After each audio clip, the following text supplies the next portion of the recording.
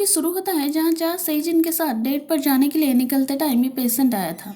अब दूसरी तरफ सेजिन चा को यहाँ वेट की थी और चा ये पेशेंट को रोकता है और ऐसे सेम स्टेप यहाँ को भी ले रहा था और ऑपरेशन भी करता है। अब चा अपने इंटर्न के टाइम ऑपरेशन ऑपरेट करने के बाद हम देखते हैं कि उसका बॉडी से एक स्पिरिट निकलता है।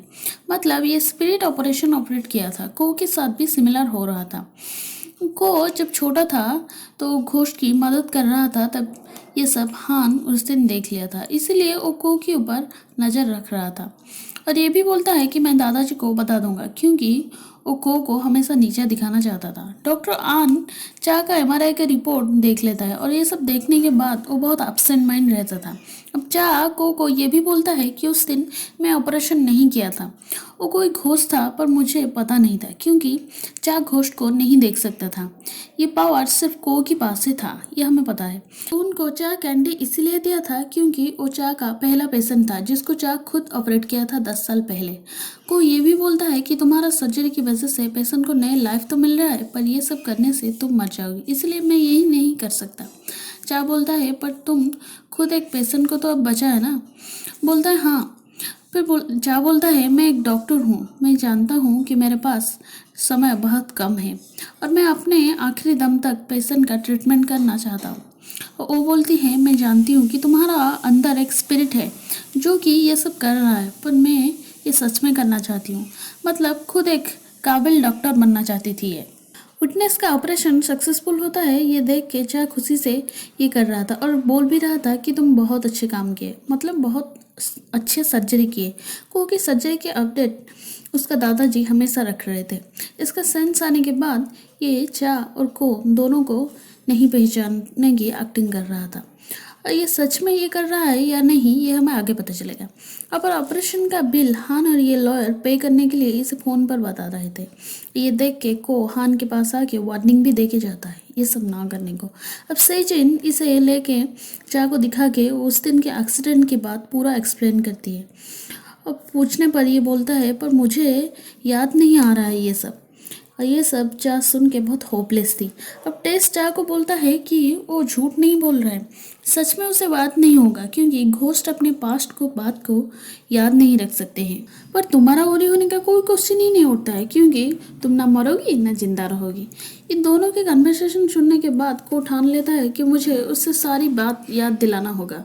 बोलता है मैं जानता हूँ कि तुम एक्सीडेंट का रीज़न नहीं थे, पर तुम जानते हो अब तुम्हारा ये एक्सीडेंट का नतीजा क्या हुआ, इसीलिए तुम अपने आप को सच तो बोलो एटलीस्ट।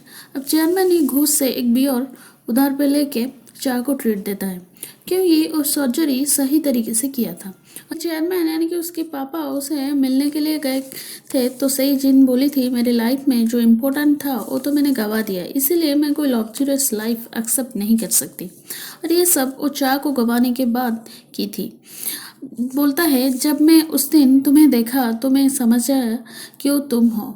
जब वो बच्ची थी उसकी माँ चल बसी, तब से उसका सौतेले भाई कभी भी उसे अच्छी बर्ताव नहीं करता था और प्यार भी नहीं करता था। तुम ही उसका सब कुछ थे। और उस दिन यूएस जाने से पहले ये चा को बहुत देर तक वेट की थी। ठीक है, जाने के बाद चा यहाँ आके सोच रही थी कि वो नहीं आई थी, क्योंकि उसका फ़ोन भी स्विच ऑफ था। इसने ये दोनों के बीच एक मिसअंडरस्टैंडिंग क्रिएट हो गया था, जो हम प्रीवियस एपिसोड में देखे थे। अब मोटरसाइकिल वाले के बारे में इसे को बता रहा था, तब चा उसे रोकता है, क्योंकि चेयरमैन ये सब करने के लिए मना किया था, क्योंकि वो खुद उनका बेटे को सज़ा देना चाहता था। चेयरमैन का अनकॉन्शियस होने की खबर अब न्यूज़ में आ रहा था। ये देखने के बाद हान के पास कॉल आ रहा था, ये भी हॉस्पिटल में पहुंच गई थी। अब सही जिन चेयरमैन के पास थी, तो ये जाके बोलता है ओ तो तुम हो ये सब के पीछे, तो तुम जानते हो। तो बोलता है क्या किया तुमने, पहले वो तो बोलो। अब न्यूज़ देखने के बाद हान इस रूम में भी पहुंच जाता है, पर सही जिन को देख के ये थोड़ा घबरा जाता है, क्योंकि सच्चाई सामने आ जाएगा ये सोच के। अब पीछे पीछे डॉक्टर आन भी, और ये देख के सही जिन को समझ आ जाती है कि ये सब इन्वॉल्व है इस केस में। इस टाइम इनका फैमिली लॉयर भी यहाँ पहुँच के बोलता है कि चेयरमैन जो विल है वो मैं सबके सामने, यानी कि सारी परिवार वालों के सामने ही बता दूंगा। और ये सब चेयरमैन खुद किया था, एक चीट में लिख के ये चा को दिया था खुद का बेटे को सज़ा देने के लिए, यानी कि पनिशमेंट देने के लिए। अब इस मैटर में को भी इसे हेल्प किया था। को इसे बताता है कि अब से तुम मुझे नहीं, प्रोफेसर चा के ऊपर ट्रस्ट रखो, उनके हालत ठीक हो जाएगा तो ये सब चीज जरूर ठीक हो जाएगा। और चेयरमैन को जो आखिरी ख्वाहिश है वो उसे हमें निभाना होगा। और ये सारी बात बोलने के लिए चा को बोला था। अब हान सफाई दे रहा था कि मुझे सच में नहीं पता कि चेयरमैन के साथ ये सब हुआ था।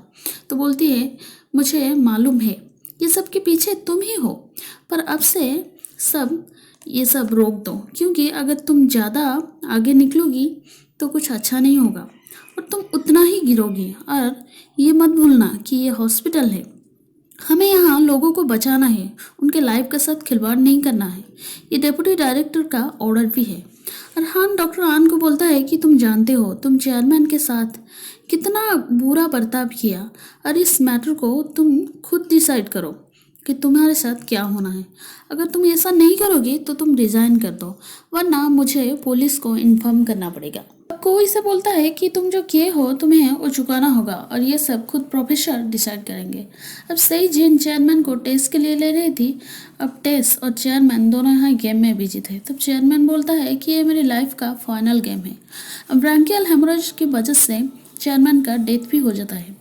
को चा को जो शेड्यूल सर्जरी था वो करने के लिए मान जाता है। अब को का बॉडीगार्ड डायरेक्टर को बोल रहा था कि कुछ लोग बता रहे हैं कि उनके ऊपर, यानी कि को के ऊपर भूत सवार होके ये सर्जरी ऑपरेट कर रहा है। पूछता है उसका हालत तो ठीक है ना? तो बोलता है हाँ ठीक है।